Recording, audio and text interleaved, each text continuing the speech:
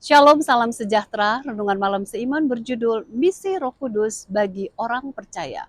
Ini merupakan bagian yang kedua, yaitu roh kebenaran. Dunia tidak dapat menerima dia sebab dunia tidak melihat dia dan tidak mengenal dia. Tetapi kamu mengenal dia sebab ia menyertai kamu dan akan diam di dalam kamu. Yohanes 14 ayat 17. Kita hidup dalam masa krisis. Tempo hari dunia penuh dengan ketakutan oleh sebab coronavirus. Sekarang banyak yang takut dengan perang dunia ketiga. Apa yang terjadi dengan Ukraina dapat melibatkan berbagai negara. Jumlah korban akan bertambah terus. Bagaimana dengan keselamatan manusia?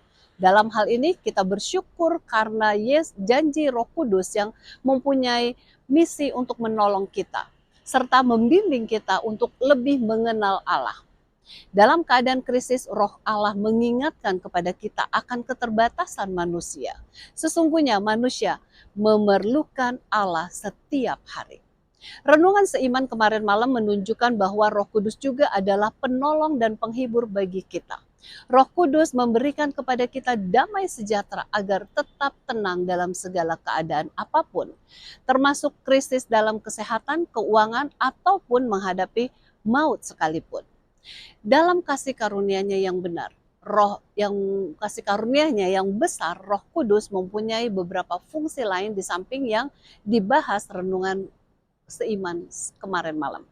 Roh Kudus membawa hadirat Kristus. Pekabaran yang disampaikannya bukan saja mengenai Kristus, tetapi juga hadirat Kristus. Yesus berkata, aku akan minta kepada Bapa dan ia akan memberikan kepadamu seorang penolong yang lain, supaya ia menyertai kamu selama-lamanya, yaitu roh kebenaran. Dunia tidak dapat menerima dia, sebab dunia tidak melihat dia dan tidak mengenal dia. Tetapi kamu mengenal dia, sebab ia menyertai kamu dan akan diam di dalam kamu. Yohanes 14 ayat 16 dan 17. Sebagai manusia, Yesus tidak bisa hadir di mana-mana. Oleh karena itu, sangatlah bijaksana bila ia pergi. Melalui Roh Kudus ia dapat hadir di mana-mana saja sepanjang masa. Yesus juga berkata, aku tidak akan meninggalkan kamu sebagai yatim piatu. Aku datang kembali kepadamu. Yohanes 14 ayat 18. Buku The Desire of Ages halaman 669 mengatakan, dengan demikian Roh Kudus adalah wakil Kristus, tetapi bebas dari kepribadian manusia dan ketergantungannya. Pada waktu penjelmaan Roh Kudus, ia menghadirkan Kristus kepada seorang manusia, yaitu Maria.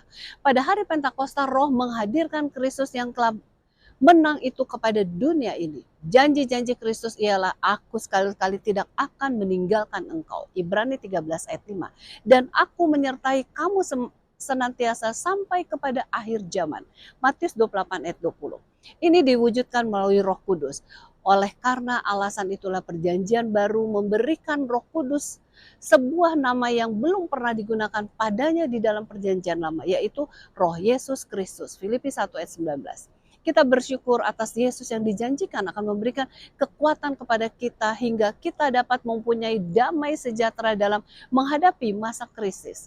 Kiranya kehadirannya dapat kita rasakan setiap hari dalam kehidupan kita. Kiranya Tuhan memberkati.